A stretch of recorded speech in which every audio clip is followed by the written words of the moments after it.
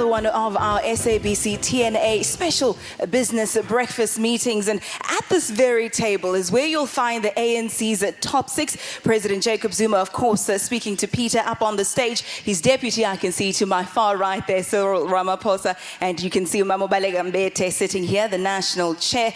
Secretary General Gwede Mantashe, his deputy there, Jesu Duarte. And having gone to attend to some business is Zweli Mkhize, of course, there, the Treasurer General. And this is where we begin on the floor. And I'll speak to the Secretary General, Gwede Mantashe, and ask about an issue that President Jacob Zuma touched on not only on Saturday, but this morning as well. And that is the issue of corruption. Of course, the President saying the tender process has been seen somewhat as problematic. Some changes have been put in place to try and address that. And also saying that those who are found with their hands in the cookie jar, as it were, or found to have transgressed will have to face the law and also be removed from their position of office.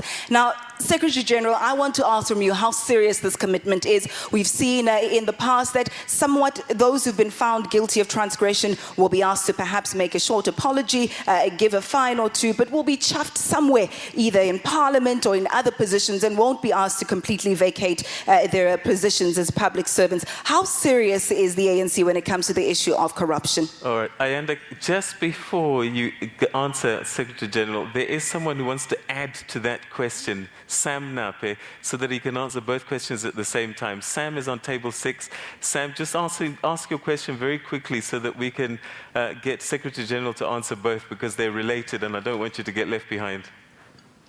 Thank you, Program Director. Yes, the way corruption slips out of our tongues on a daily basis. And what perturbs me very much at the moment is what is the ruling party doing about this, especially when we had an incident in Natal where the premier is not accepted by his own party. Instead, they would like to have someone instead of the premier who is anti-corruption. So we want to know the standpoint of the ANC on this point, in solving this problem within the House itself. Thank you. Okay. Dr. Mantashe, if you can answer that for us, please. I think the first thing that we should appreciate is that before 1994, many of the institutions that are fighting corruption were not in place. Whether it is the public protector or the SIU, you can list them. They were established by the ANC government. That in itself is a message of how committed the ANC is on fighting corruption. And everything they do up to today is respected by the African National Congress. And this question, we're taking that a step forward now. We say people who are found guilty of corrupt activities are expected to step down themselves. If they fail to do so, the ANC will invoke its internal processes to deal with that situation.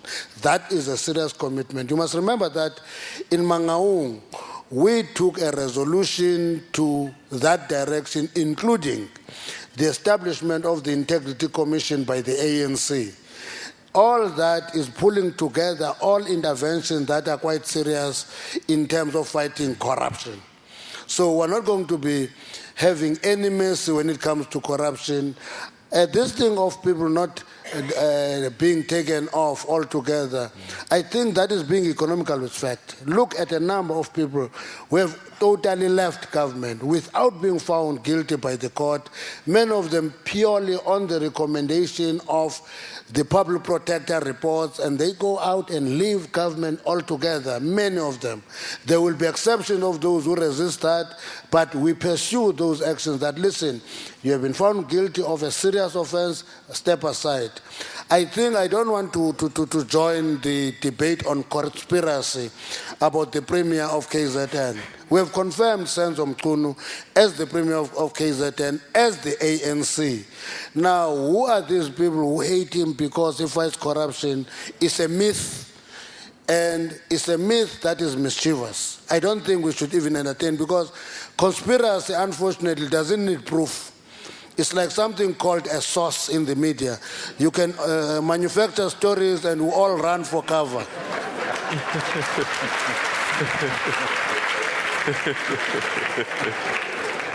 All right, moving along, also taking another question here. The year of united action to move South Africa forward. That's the theme for 2014, as mentioned by President Jacob Zuma. I want to ask now his deputy in the ANC, Mr. Cyril Ramaphosa. Unity, I think, is the word that I picked up in the theme for the year. The NDP and yourself having played a very pivotal role in the development thereof as deputy chair. Tell me about what the process is at the moment in terms of making sure that all parties concerned, including all that are part of the ANC tripartite alliance, that all are on board for the National Development Plan. Well, you will have heard the President say there is sufficient consensus. Now, that is a term that was crafted when we were negotiating the Constitution. But I would like to say to the President, on the NDP, President, there is even more than sufficient consensus, because the support for the NDP is really countrywide.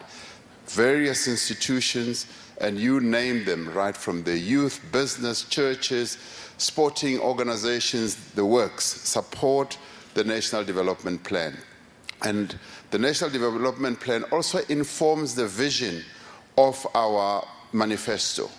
It's clearly stated there that we see it as a clear vision, and it's a vision for the country. The government has embraced the National Development Plan, and much of the work that is now being done in government in terms of planning forward, and which will be implemented in President Jacob Zuma's new administration after the ANC has won the elections, is going to be based on the National Development Plan. Various government departments are already gearing themselves up to plan their activities, their programs in accordance with the National Development Plan. So it's an overarching plan that's going to be implemented. And the President said, there are those who want either additions, clarifications, or whatever, and because it's a living document, it permits that to happen. Our alliance partners, some of them would like to see certain areas emphasized, certain areas clarified more. We allow that to happen because it is a living document. And that is what a plan is all about. But we also add in the manifesto that we are now going to build greater capacity and institutionalize planning within government.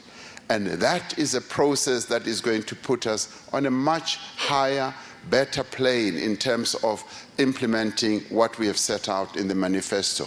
Thank you. Thank you so much.